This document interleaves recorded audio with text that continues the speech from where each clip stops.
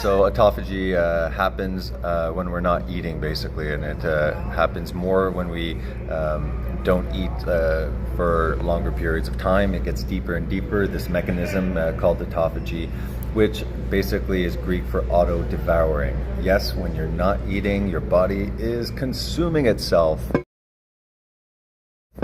Sounds awful, but it's a good thing, and we should when we fast more regularly, we activate autophagy, which goes after proteins, any material that's needed. You see, when we're fasting, we can tap into our fat stores for energy, for calories.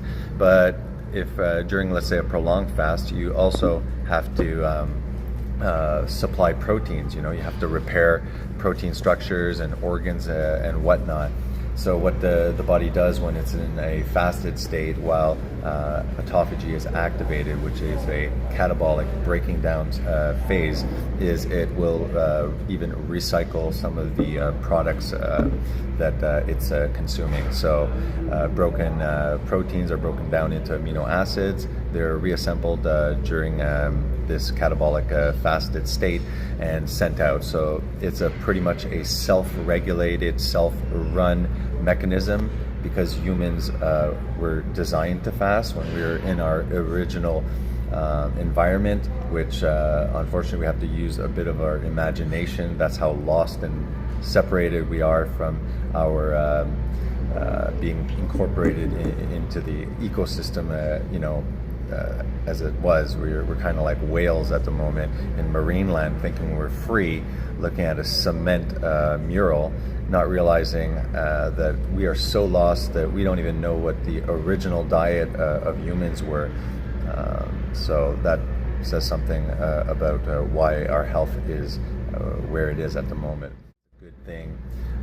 Your body is in two states. It's in a fed state or a fasted state. When you're in a fed state, your body is being supplied material so that it can rebuild itself.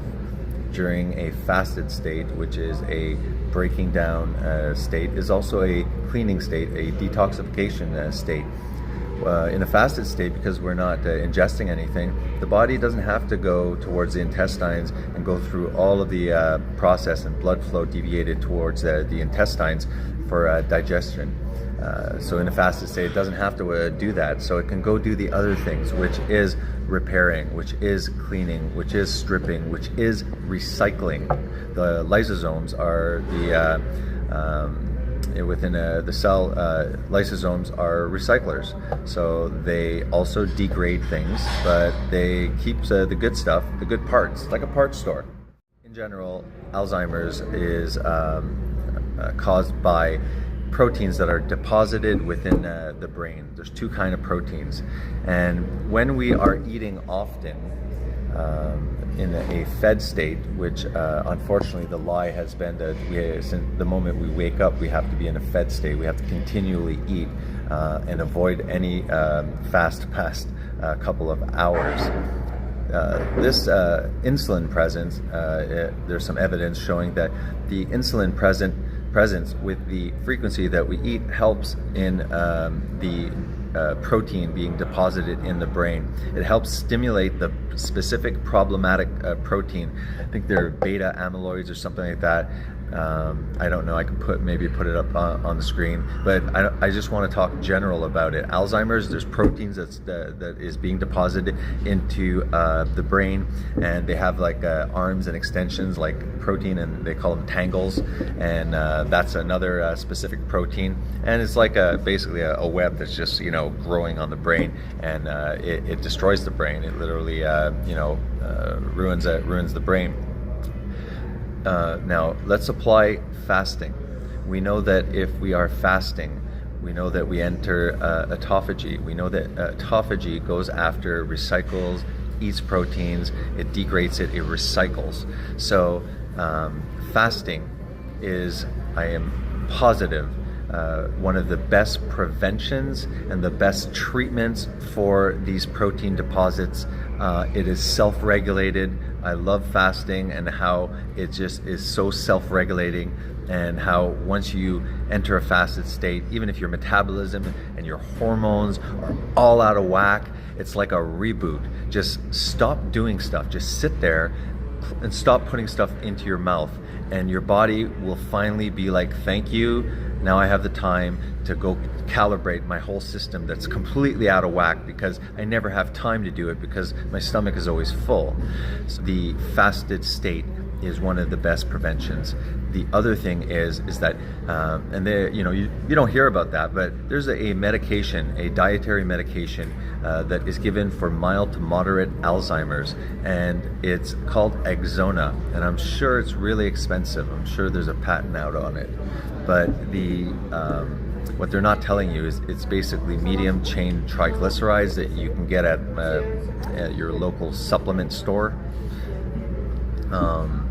for $20. So they know that ketones is also a better fuel for patients that have Alzheimer's. Alzheimer's is unofficially often called type 3 diabetes. There's a large insulin resistant component to Alzheimer's, and just like insulin resistance is treated when in relation to blood sugar, like we think of diabetes, diabetes 2, how it's a proven fact that a fasting and coupled with a ketogenic diet is optimal for Alzheimer's, right? So the other thing that I just want to finish off on is that the medication is basically ketones. Now, they're trying to make money off Alzheimer patients by supplying them ketones outside of their body. Instead of saying, well, if we put these Alzheimer patients, the minute they have symptoms, on a ketogenic diet, their body will produce its own ketones. You don't need to make some big pharmaceutical company rich purchasing Exona, when worst case scenario, you can just go get MCT oil at any supplement store. There's MCT oil in coconut oil, but better than just using MCT oil. I think they should use MCT oil because it gets turned into ketones extremely fast. It's a smaller chain fatty acids, medium. Most of the fat we eat is long chain, and they are created through the liver and a longer process into ketones. But MCT bypasses a lot of the pathways needed with other fats, because they're so small. They kind of have a shortcut and they produce ketones a lot faster. So an Alzheimer patient that is adopting a ketogenic diet, a Alzheimer patient that is at least using intermittent fasting, but if Alzheimer's and you literally now have symptoms appearing of Alzheimer's, it's going beyond the mild cognitive defects, fasting, prolonged fasting, done safely, under medical supervision, I believe that fasting is one of the best cures. They're using ketones for Alzheimer's because it feeds the brain better, so the brain doesn't die starved of oxygen. But they could do that if they just stopped eating carbs. Again, their body could self-heal itself, but let's make big pharma rich. All right, just another reason why fasting and ketogenic diet is the closest way of eating. It's the closest way to the original way, in my belief.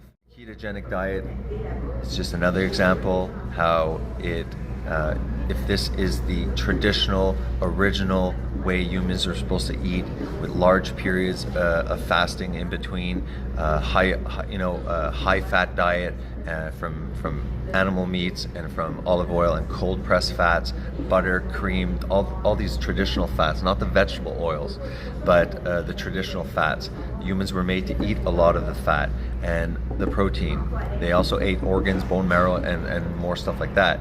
But they were primarily digesting fat and primarily digesting proteins, and sugar was very scarce. The vegetables and the fruits don't look anywhere what they look like now. They were very fibrous, a lot less sugars and stuff like that.